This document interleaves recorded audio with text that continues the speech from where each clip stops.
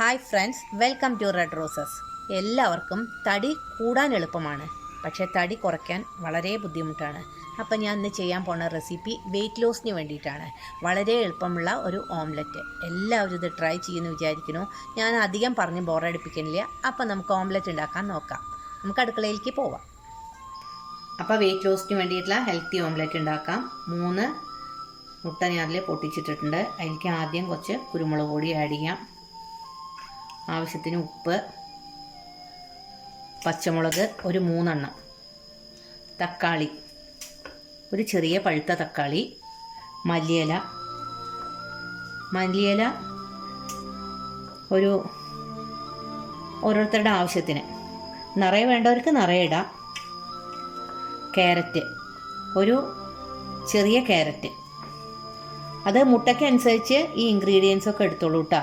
ഉള്ളി ഒരു സവാള ചെറുതായി അരിഞ്ഞത്. ഇതെല്ലാം എടുത്തതിന് ശേഷം നമുക്ക് നന്നായിട്ട് ഇതൊന്ന് ബീറ്റ് ചെയ്യാം.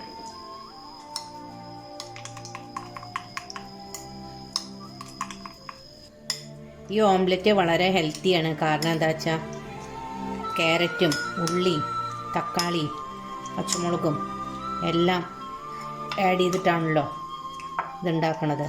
അപ്പോൾ നമുക്ക് രാവിലത്തെ ബ്രേക്ക്ഫാസ്റ്റിന് വേണമെങ്കിൽ ഈ ഒരു ഓംലെറ്റും ഒരു ഗ്ലാസ് പാലും മാത്രം കഴിച്ചാൽ ഉച്ചവരെ നമുക്ക് പിടിച്ചു നിൽക്കാൻ സാധിക്കും. അപ്പോൾ നമുക്ക് വല്ലാതെ റൈസ് ഐറ്റംസ് ഒന്നും കഴിക്കേണ്ട ആവശ്യമില്ല. റൈസ് ഐറ്റംസിലൊക്കെ കാർബോഹൈഡ്രേറ്റ്സ് ആണല്ലോ. അപ്പോൾ ഇതാണെങ്കിൽ ശരീരത്തിന് ഗുണം ചെയ്യും. വെയിറ്റ് വല്ലാതെ കൂടുകയൊന്നും ചെയ്യില്ല. വേണമെങ്കിൽ നമുക്ക് ഈ ഓംലെറ്റിൻ്റെ കൂടെ 2-3 ടോസ്റ്റും ഉപയോഗിക്കാം.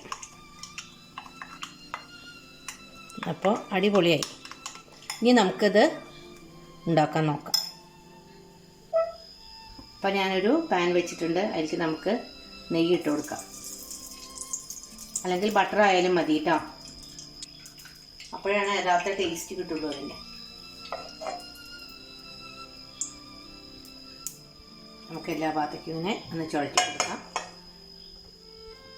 ഇനി ബീറ്റ് ചെയ്ത് വെച്ച ഈ എഗ് മിക്സ്ചർ ഇതിലേക്ക് ഒഴിച്ചു കൊടുക്കാം. ഇതെല്ലാ ഭാഗത്തേക്കും ഒന്ന് ഇങ്ങനെ സ്പ്രെഡ് ചെയ്ത് കൊടുക്കാം.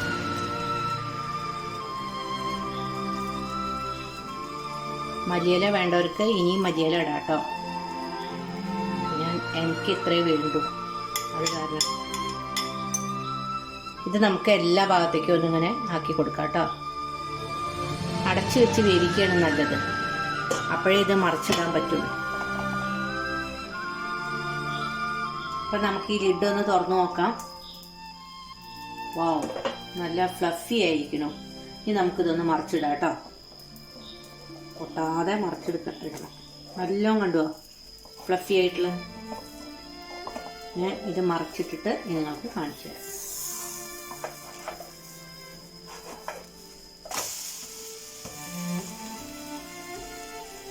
അടിപൊളി ഓംലെറ്റ് കണ്ടോ.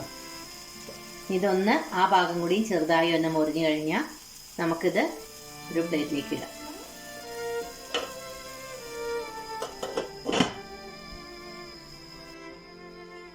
അപ്പോൾ 2 ഭാഗവും ഇത് നന്നായി മുറിഞ്ഞു. ഇനി ഇത് നമുക്ക് ഓഫ് ചെയ്തിട്ട് തുറന്ന് നോക്കാം, എന്നിട്ടൊരു പ്ലേറ്റിലേക്ക് മാറ്റാം.